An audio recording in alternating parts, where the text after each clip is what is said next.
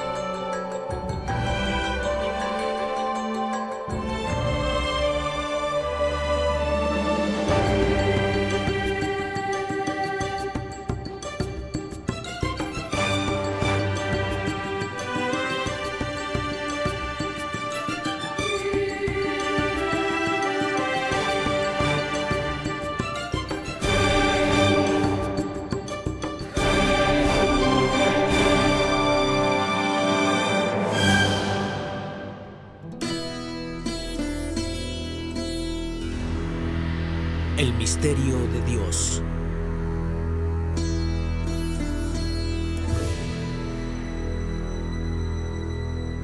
Península del Sinaí, Egipto.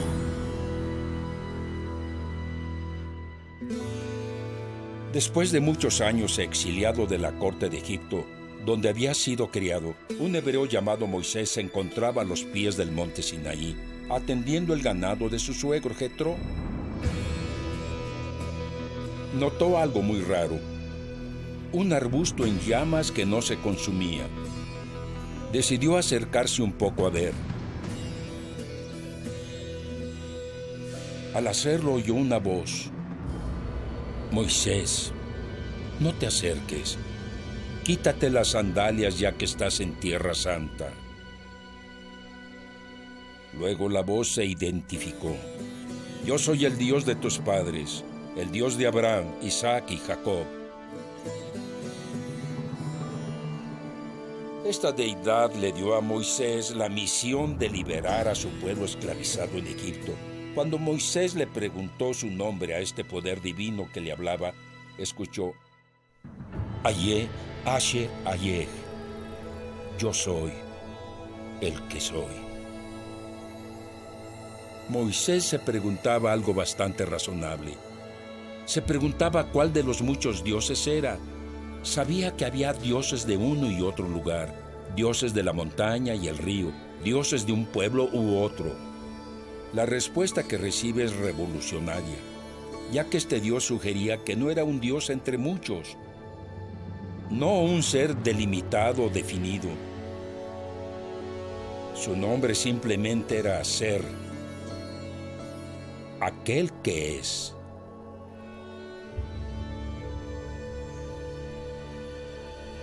Siguiendo esta línea, la tradición teológica católica principal se rehúsa a referirse a Dios como un ser, como algo supremo entre otros. Más bien se dirige a Dios como el ser mismo, ipsum esse en latín de Tomás de Aquino. Tomás llega a decir que Dios no está en ningún género, ni siquiera en el género del ser. Significa que Dios no puede ser definido. San Anselmo de Canterbury describió muy bien a Dios como lo más grande que podemos pensar. A primera vista esto parece sencillo. Dios es lo más grande que hay, pero ahora la cosa más grande más el mundo sería superior a la cosa más grande sola. Por lo tanto, no podría ser lo más grande que podríamos llegar a pensar. Es una paradoja suprema. Pero el verdadero Dios, más el mundo, no es más grande que Dios solo. Todo esto lleva al punto en que decimos, todas las palabras, todos los conceptos no alcanzan a retratar a Dios. Dios es esencialmente un misterio. Esa palabra viene del griego min, que significa cerrar la boca. El teólogo del siglo XX, Karl Rahner, decía, Dios es lo último que deberíamos decir antes de guardar silencio. San Agustín hace siglos dijo, si comprehendes, non es Deus. Si lo entiendes, eso no es Dios.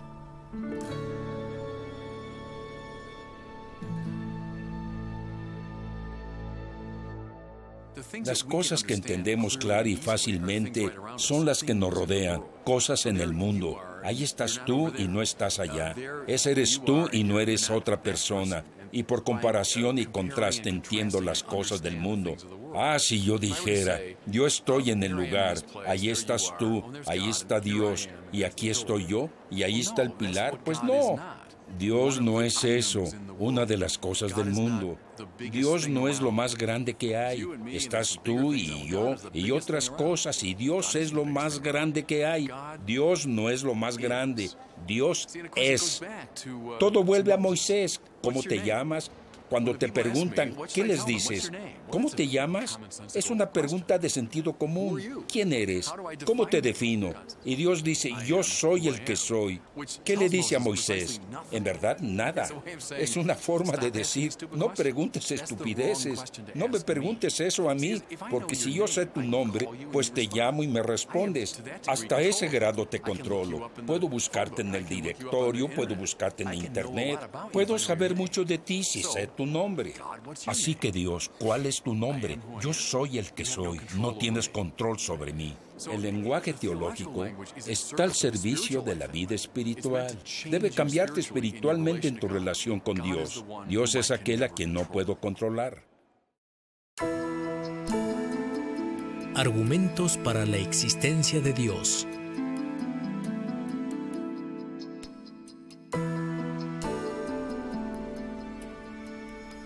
Al afirmar que Dios no es un ser, estamos controlando la idolatría, pero esto nos deja en una laguna intelectual, condenados a guardar silencio sobre Dios.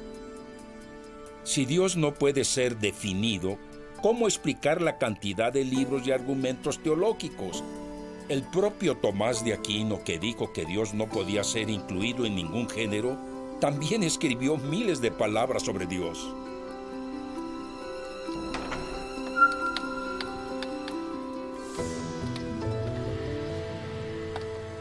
El capítulo 33 del libro del Éxodo nos da una clave para la resolución de este dilema. Moisés pide apasionadamente a Dios que le revele su gloria y Yahvé accede. El Señor especifica, haré que toda mi bondad pase frente a ti, pero no verás mi rostro, porque no hay quien me vea y viva. Dios le dice a Moisés que mientras la gloria divina pase, Dios pondrá a su sirviente en la grieta de una roca y cubrirá los ojos de Moisés. Solo entonces le dice, voy a quitar mi mano y verás mi espalda, pero mi rostro no lo verás. Dios puede ser visto en esta vida, pero solo indirectamente en sus criaturas y sus efectos. Podemos entenderlo, pero solo oblicuamente, viéndolo solo por el rabillo de los ojos. Vemos su espalda, que aparece en la belleza, la inteligencia y la contingencia del mundo que ha creado.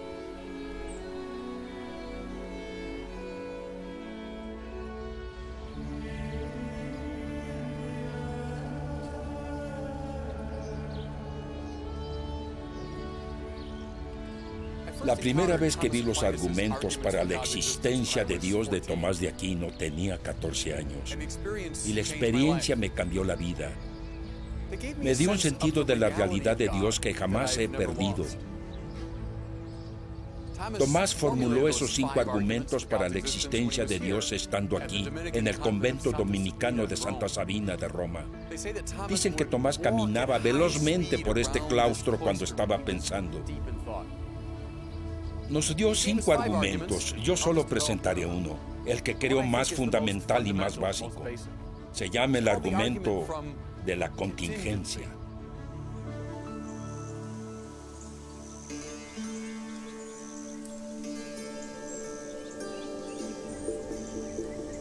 Parque Nacional de los Glaciares, Montana, Estados Unidos. La contingencia forma parte de nuestra experiencia más ordinaria. Se refiere al hecho de que las cosas comienzan a existir y luego dejan de hacerlo. Piensen un segundo en una majestuosa nube de verano, que primero crece y luego desaparece en una tranquila tarde de agosto. Aparece y luego de manera muy evanescente deja de existir.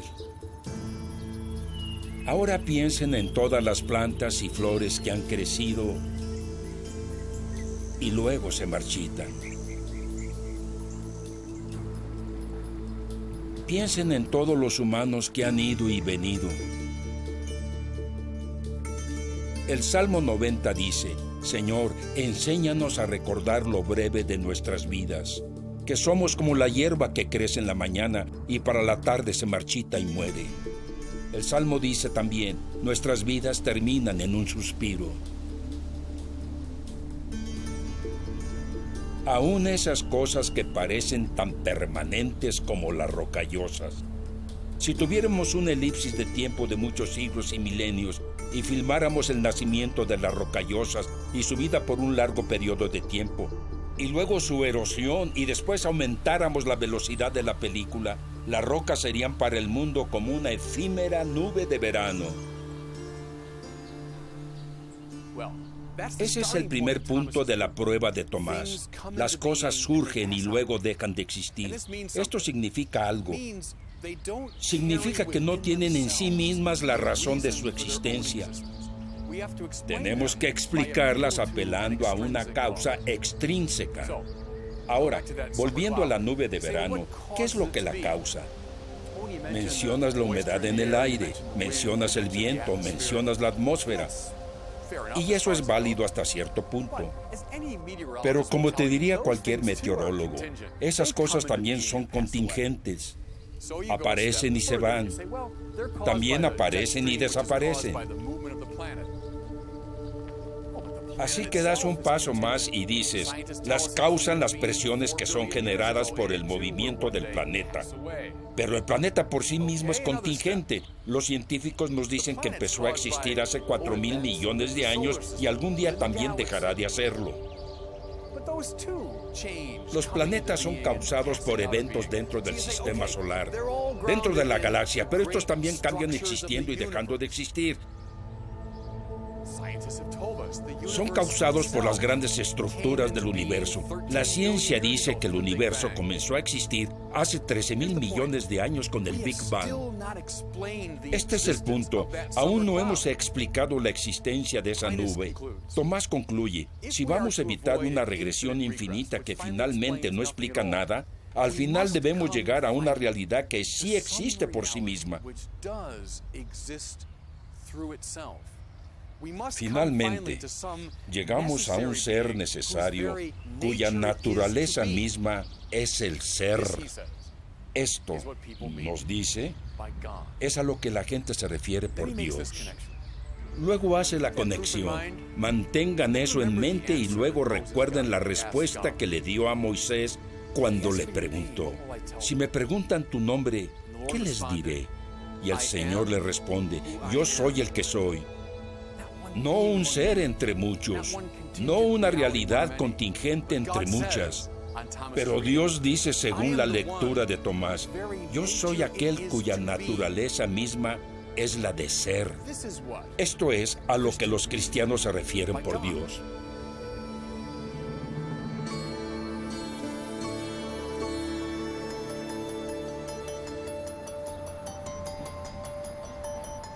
Tucson, Arizona, Estados Unidos.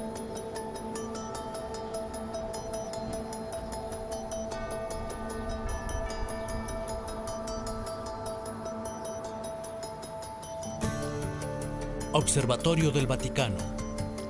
En 1968, un joven profesor alemán de teología, Joseph Ratzinger, que después sería el Papa Benedicto XVI, escribió un libro titulado Introducción al Cristianismo. Dentro de ese libro, Ratzinger formuló un buen argumento para la existencia de Dios, uno que es especialmente relevante ahora, que la religión y la ciencia tienden a ponerse en oposición una de otra. Telescopio de tecnología avanzada del Vaticano. Ratzinger comienza observando que el ser finito como lo conocemos está marcado en su totalidad por la inteligibilidad, por una estructura formal que le hace ser conocido por una mente inquieta. En el medievo había un edicto, ens est scibile, el ser es cognoscible. A decir verdad, ninguna ciencia podría empezar a menos que sus practicantes creyeran en este principio místico. ¿Cómo podría un psicólogo enfrentarse a la psique con confianza, a menos que pensara que está marcada con inteligibilidad? ¿Cómo podría un físico enfrentarse al mundo físico a menos de que estuviera convencido de que es cognoscible? No conozco otro lugar en la Tierra que ejemplifique mejor la armonía entre religión y ciencia que el Observatorio del Vaticano, montado en una montaña a las afueras de Tucson, Arizona. Ratzinger dice que la única explicación satisfactoria para esta inteligibilidad universal y objetiva es una grandiosa inteligencia subjetiva, una mente que pensó el universo dándole ser. Nuestro lenguaje nos da una pista muy interesante, pues decimos que nuestros conocimientos son momentos de reconocimiento. Reconocimiento literalmente es conocer de nuevo lo que ya se ha pensado.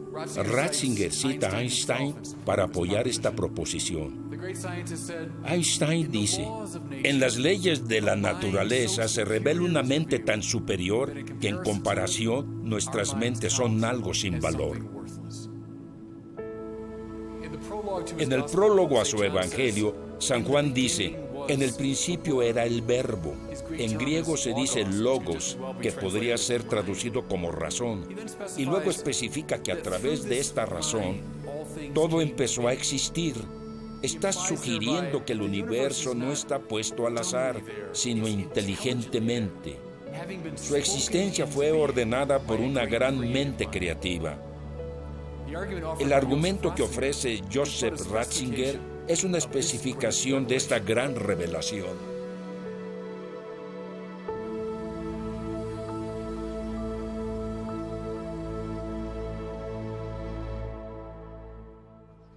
La Biblia no es un libro de ciencia, es un libro de teología y espiritualidad, así que transmite a través de un mito cosmológico una gran verdad religiosa, que Dios creó todo el universo, todo viene de Dios. Esa es la idea bíblica. ¿Cómo pasó precisamente? ¿Cuáles son los detalles? Yo no los buscaría en la Biblia. Buscaría que la ciencia lo explicara. Hay algo interesante sobre el Big Bang. Tomás de Aquino es un filósofo muy honesto que dijo, miren, no puedo probar con filosofía que el mundo tuvo un comienzo en el tiempo. Él tenía otras pruebas para llegar a la existencia de Dios. Si hubiera sabido lo que sabemos nosotros, diría, no hay nada más fácil que probar que Dios existe, porque si dices que el mundo se creó por un gran Big Bang, debió tener una causa fuera de sí mismo. Pero era tan honesto que dijo, yo no lo sé, y yo mencioné el Big Bang para demostrar su prueba y defender lo que Tomás decía. Nombrando a Dios.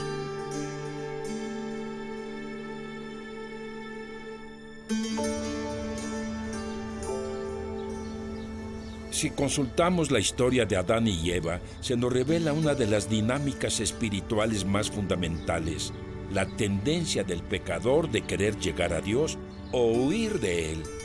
Vamos a considerar la tendencia de llegar a Él primero.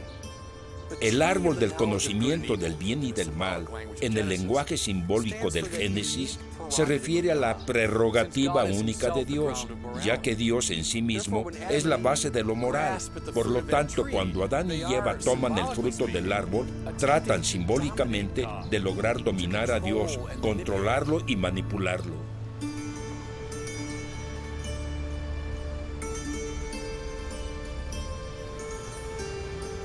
Catedral de Colonia, Colonia, Alemania.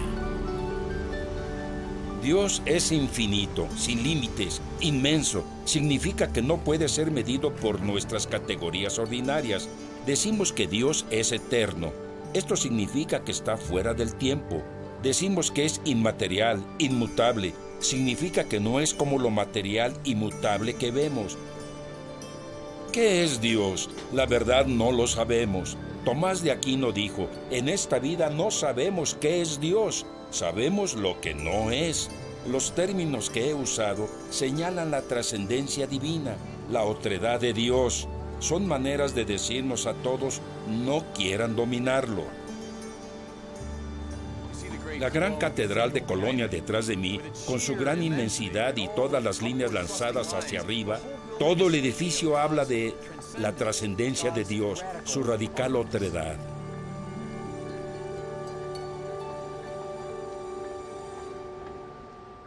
Si por otro lado enfatizamos la trascendencia de Dios, podemos caer en otra trampa espiritual. Y aquí la historia de Adán y Eva vuelve a instruirnos. Cuando fallaron en su intento de dominar a Dios, Adán y Eva se esconden de Él, buscando refugio en los matorrales del Edén, pero Dios los descubre de inmediato. El punto es, siendo Él mismo, Dios no puede ser dominado, pero al mismo tiempo, siendo Él mismo, no puede permanecer oculto a nosotros. Dios se insinuó a sí mismo en cada cosa que ha creado. El Salmo 139 dice, Señor, me buscas y me conoces mi descanso y mi vigilia, disciernes mi propósito a la distancia. Dios sabe todo sobre nosotros. La Catedral de Colonia, que habla de la trascendencia de Dios, nos habla de su inmanencia. Vemos plantas y animales, árboles y personas, ángeles y demonios, y lo natural y lo sobrenatural. Dios crea y da forma a toda su creación.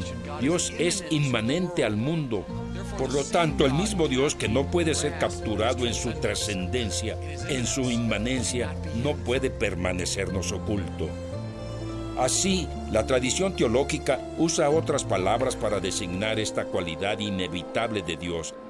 Habla, por ejemplo, de la omnipotencia de Dios. No significa que Dios es el ser más poderoso que hay. Significa que Dios imprime sobre todo lo que ha creado su poder incondicional. Habla de la omnisciencia de Dios. No significa que Dios es el más inteligente que hay. Significa que todo existe porque Dios lo ha pensado y por lo tanto su conocimiento precede y determina todo lo que existe. Habla de la omnipresencia de Dios. No significa que Dios es una energía que nos envuelve, como la fuerza en la guerra de las galaxias. Significa que Dios está detrás de toda realidad finita y por lo tanto ineludiblemente está presente en ella. Dios es, como dice la canción, tan alto que no puedes sobrepasarlo y tan bajo que no puedes pasar bajo él, tan ancho que no puedes rodearlo. Debemos dejar de tratar de dominar a Dios y de escondernos de él. Hay que enamorarnos de él.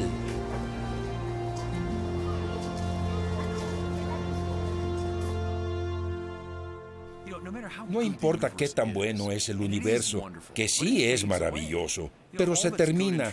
Todo lo bueno y hermoso de la naturaleza y la cultura viene y se va. Aún este lugar que lleva aquí mucho tiempo va a desaparecer, como todo. Lo glorioso de la naturaleza desaparece. Pero surgió la creencia de un Dios que en realidad es eterno, que hizo todo esto, que todo esto lo refleja y que no va a desaparecer.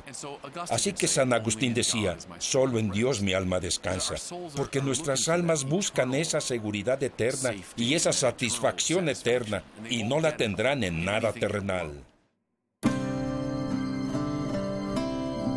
El Creador Providente.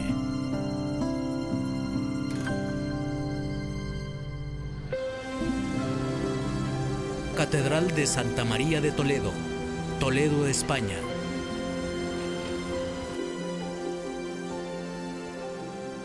Una de las ideas más fundamentales de la Biblia es que Dios es el creador de todas las cosas y se ve en los primeros credos de la Iglesia cristiana. Creo en un solo Dios todopoderoso, creador del cielo y de la tierra. Si Dios es el acto mismo de existir, entonces todo lo que existe, además de Dios, debió venir enteramente de Dios.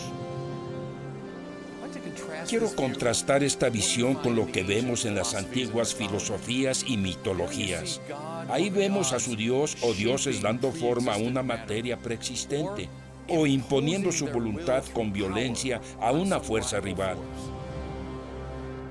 Pero no hay nada de esto en la teología cristiana.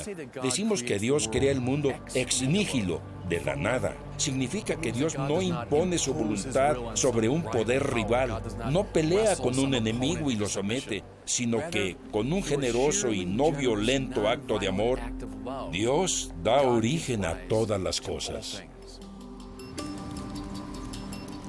También significa que la creación no es solo un evento en el pasado distante, sino que la creación ocurre ahora. Tomás de Aquino habla de creación continua. Significa que las criaturas no solo tienen una relación con Dios, sino que las criaturas son una relación con Dios. Por eso Meister Eckhart dice que la vida espiritual no es tanto escalar una montaña hacia un Dios distante, sino sumergirnos en Dios.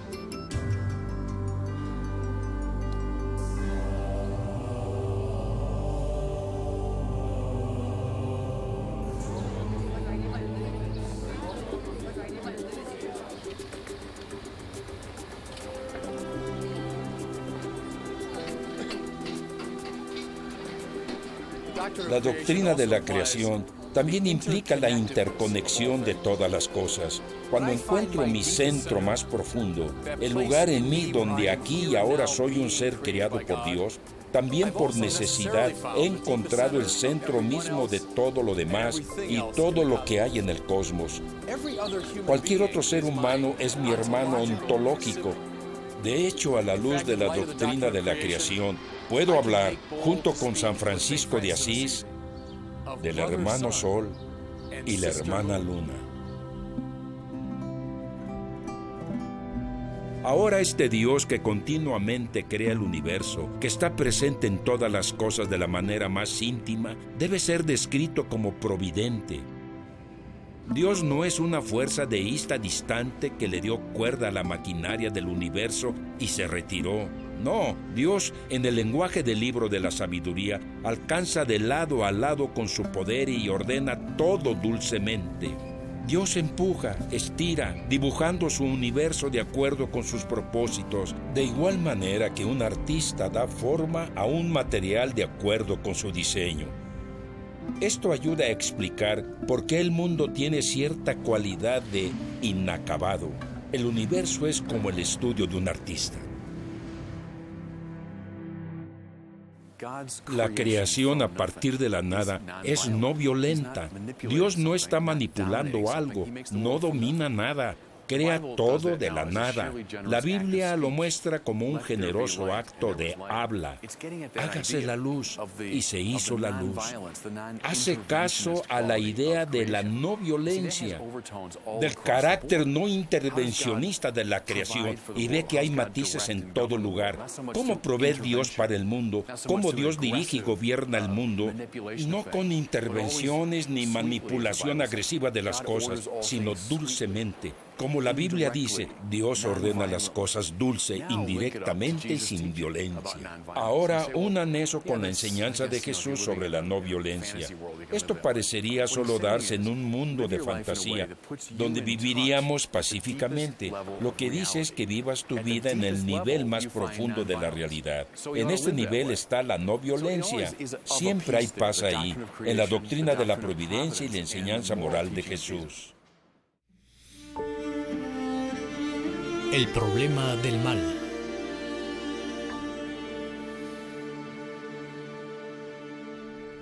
Me doy cuenta de que aún aquellos que siguen la lógica de mi argumento, aún los predispuestos a creer en la existencia de un Dios providente, todavía dudan con el problema del mal. Si Dios existe, ¿cómo puede haber tanto mal en el mundo? El filósofo del siglo XIX, John Stuart Mill, formuló la objeción de esta manera: si Dios es, como dice la teología clásica cristiana, omnisciente, omnipotente y omnibenévolo, el mal no debía existir. En su omnisciencia sabría al respecto. En su omnipotencia podría evitarlo. En su omnibenevolencia querría hacer algo al respecto. Por lo tanto, si hay mal, tal Dios no existe. En el siglo XIII, Santo Tomás de Aquino formuló la objeción con más exactitud. Tomás decía: si uno de dos contrarios es infinito, el otro sería destruido, pero Dios es llamado el bien infinito. Por lo tanto, si Dios existe, no debería existir el mal, pero existe. Por lo tanto, Dios no existe. Poderosos argumentos, y no conozco otro lugar en la tierra donde su fuerza se sienta más que aquí en el campo de concentración de Auschwitz. Si un Dios bueno, omnisciente, providente y creador existe, ¿cómo podrías explicar lo que pasó aquí?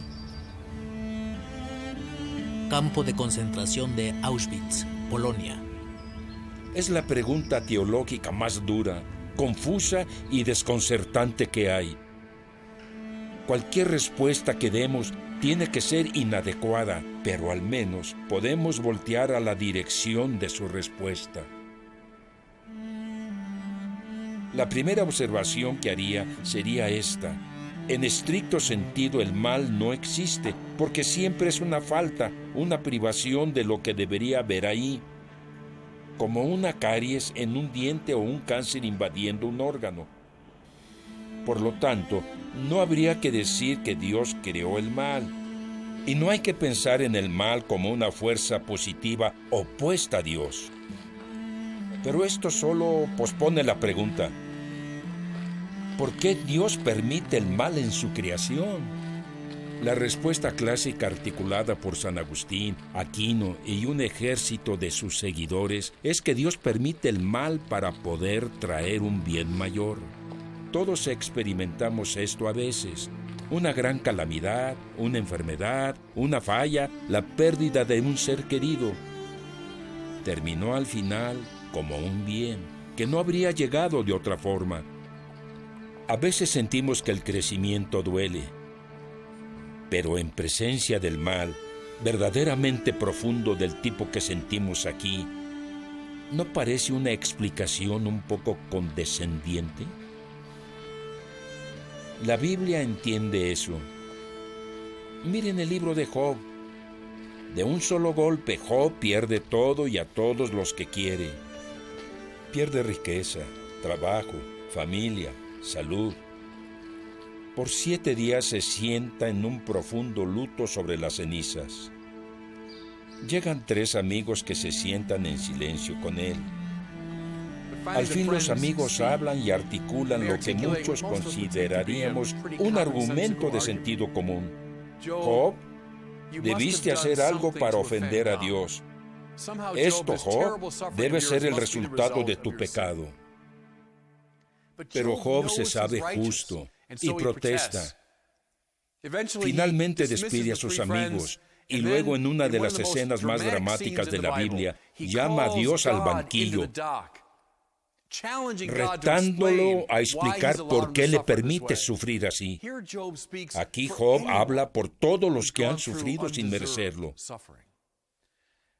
El capítulo 38 presenta la respuesta de Dios. Entonces Dios habló con Job entre la tormenta y dijo: ¿quién es este que oscurece planes divinos con palabras ignorantes? Si eres hombre, demuestra tu valentía. Yo te cuestionaré y tú me responderás. ¿Dónde estabas cuando fundé la tierra? Dime si tienes entendimiento. ¿Quién determinó su tamaño? ¿Lo sabes? ¿Alguna vez en tu vida ordenaste un amanecer? ¿O pusiste en orden a la aurora? ¿Has entrado a la fuente del mar y caminado en la profundidad del abismo? Dios continúa llevando a Job en un tour por el cosmos, dándole a conocer sus infinitos misterios, con todos sus problemas y anomalías.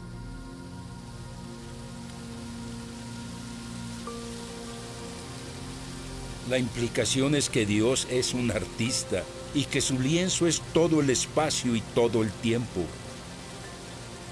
Dios produce una obra de extraordinaria complejidad, con oscuridad y luz apareciendo juntas, formando patrones que nosotros, por principio, no podríamos ni empezar a ver. Detrás de mí está la obra maestra puntillista de Georges Seurat, Una tarde de domingo en la Grande Jatte. Dicen que cuando Seurat pintó el cuadro, se sentó en un banco y con cuidado aplicó los colores punto por punto con pinceles largos.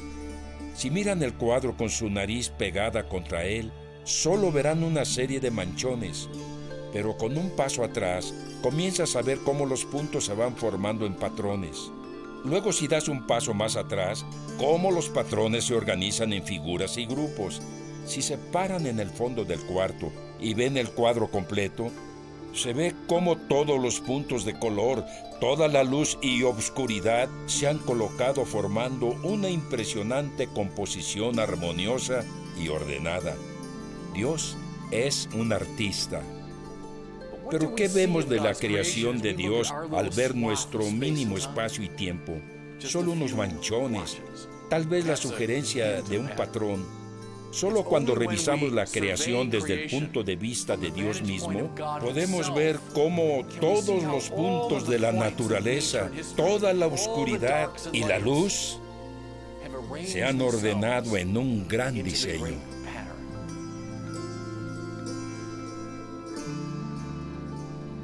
Podría proponer otra analogía de este estilo. El filósofo americano William James cuenta la historia de su biblioteca y su perro. James decía que su perro entraba al estudio de su amo al final del día, miraba y veía todo: los libros del estante, los papeles del escritorio, el globo terráqueo. A James se le ocurrió que aunque el perro veía todo, no entendía casi nada, y su amo quería explicárselo. Estos libros, decía, son un conjunto de páginas donde hay símbolos de palabras que también significan ideas. Ese globo es una representación simbólica del planeta en el que vivimos, que viaja por el espacio. El perro lo habría visto con perfecta incomprensión. Luego se le ocurrió a William James que así somos. Respecto a la gran inteligencia que ordena y gobierna el universo. Aunque sí vemos todo, entendemos muy poco en realidad. Y dada la limitada capacidad de nuestra mente, Dios no podría por principio empezar a explicárnosla. ¿Aún insatisfecho? ¡Qué bueno! Aunque estas imágenes, perspectivas e ideas son esclarecedoras, ninguna resuelve el problema por completo de reconciliar a un Dios benévolo y a un universo marcado con gran crueldad. Para la fe cristiana, la única resolución adecuada a este dilema es la que Dios mismo lleva a cabo en la cruz de Jesucristo. En esa cruz, la oscuridad de la condición humana se enfrenta al amor divino y se transfigura en vida.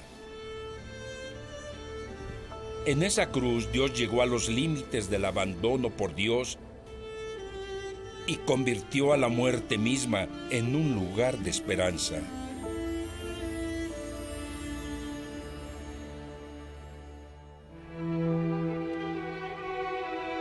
La Trinidad.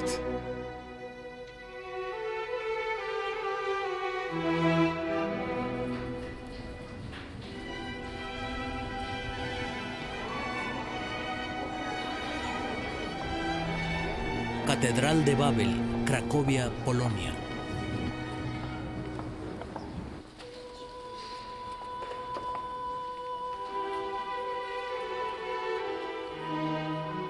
Hasta ahora, todo lo que he dicho sobre Dios podría ser apoyado por un judío o un musulmán fieles creyentes en el Dios único. ¿Qué es lo que hace a la doctrina cristiana de Dios distinta? La respuesta es dada cada vez que hacemos la señal de la cruz e invocamos a tres personas divinas: el Padre, el Hijo y el Espíritu Santo. Dios es uno, pero Dios no es monolíticamente único. En su unidad es una comunión, una familia de amor. ¿De dónde viene esta doctrina? Como siempre, la clave es Jesús. Jesús siempre se refiere a sí mismo como el que fue enviado por el Padre. Así que a este respecto, parece un poco diferente a Abraham o a Moisés o a Isaías. Pero hay algo por completo diferente en Jesús, algo que lo separa de esas figuras. Habló y actuó en representación misma de Dios. Por lo tanto, Jesús fue enviado por otro, uno que reconocemos como divino, pero Él mismo también era divino. Más allá, Jesús prometió que Él y su Padre enviarían a otro representante, un espíritu que guiaría a la iglesia hacia la verdad completa. Fue su Espíritu Divino el que invadió la iglesia en Pentecostés y que mantuvo a la primera comunidad cristiana. Los primeros cristianos eran judíos adoctrinados en el monoteísmo de Israel. Todos creían apasionadamente en la declaración del Shama en el 6º capítulo del Deuteronomio. Escucha, Israel, el Señor tu Dios es el único Señor. Sin embargo, sabían que el Dios único había revelado algo nuevo con Jesús y el Espíritu.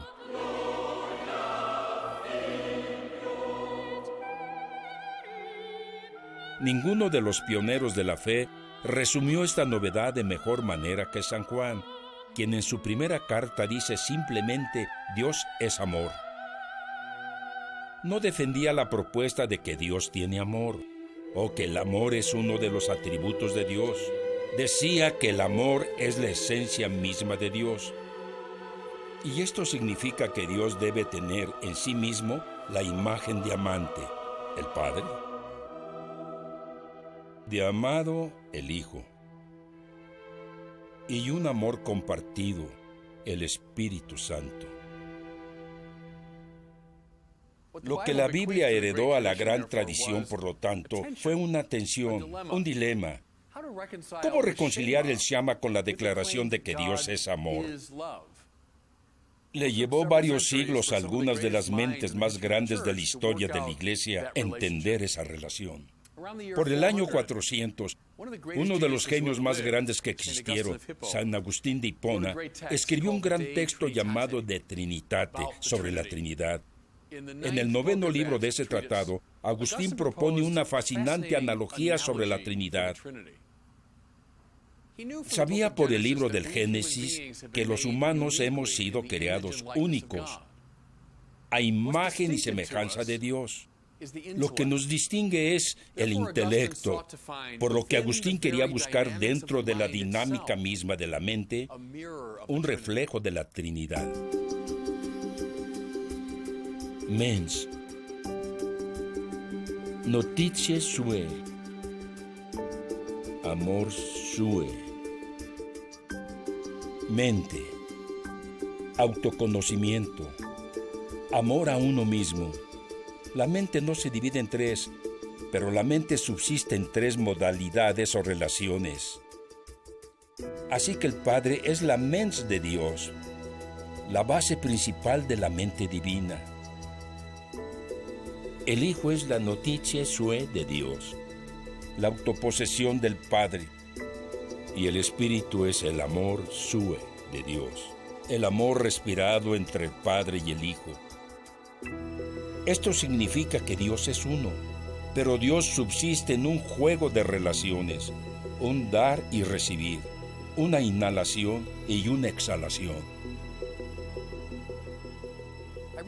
Me doy cuenta de lo abstracto que suena esto, pero en realidad no lo es. Cada vez que decimos qué estaba haciendo o qué estaba pensando, ejemplifica justo lo que Agustín está diciendo, porque te pones a ti mismo frente a ti como el objeto de tu pregunta. Simultáneamente, eres el sujeto y el objeto de la misma pregunta. No te has dividido. Pero hay dos dimensiones en tu propia psicología. Se ve reflejado en el lenguaje. La expresión en francés de me pregunto es je m'interroge. Literalmente, yo me pregunto. Igual en español, yo me pregunto. Es lo mismo. No es que te dividas en dos, pero identificas dos modalidades, dos elementos en tu mente. Ahora, más allá, supón que durante muchas conversaciones con un amigo o durante la terapia o dirección espiritual, comienzas a conocerte más a fondo. Entonces, empiezas a amarte más a fondo. Mens, notitie sue, amor sue, mente, autoconocimiento, amor a uno mismo. No tres cosas, sino tres elementos, tres movimientos, tres dinámicas dentro del propio yo. Esa es la imago Trinitatis, la imagen de la Trinidad de la que San Agustín habla.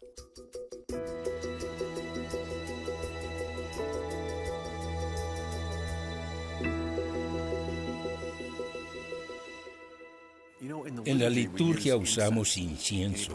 Se pone alrededor del altar y en cierta manera simboliza las oraciones elevadas a Dios. Pero el Papa actual, Benedicto XVI, dijo que el incienso también simboliza que hay que bloquear tu visión, porque el humo entra en tus ojos y no ves, y bloquea tu acercamiento al altar. Pues es parte del lenguaje teológico. Se supone que debe entrarte en los ojos. Se supone que debe nublarte un poco. Debe confundirte, porque en el momento en que dices, entiendo, sí, ya entendí, te veo a ti, veo cosas en el mundo, ya entiendo a Dios. Entonces no entiendes, eso no es Dios. Agustín dice que al momento que tienes un concepto claro, olvídalo. El lenguaje teológico tiene hasta cierto grado ese propósito, confundirte. Un ejemplo es que Dios es tres y uno. Dios es el uno supremo y es una trinidad de personas, ¿quién sabe? Y el propósito de eso es bloquear la mente. Y el acercamiento tan directo que tenemos lo tengo, lo veo, lo entiendo. No es así cuando hablas de Dios.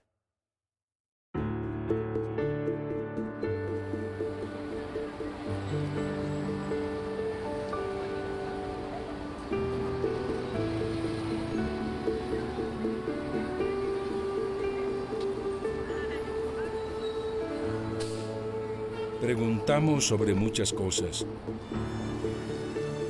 pero hay una pregunta en particular que los filósofos llaman la pregunta por el ser. Es la pregunta no sobre este u otro asunto en particular, más bien sobre el significado de todo.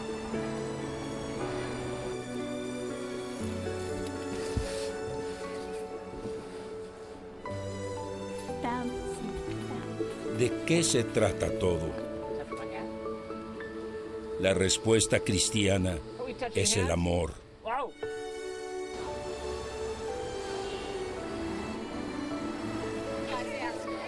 Porque el amor es lo que Dios es.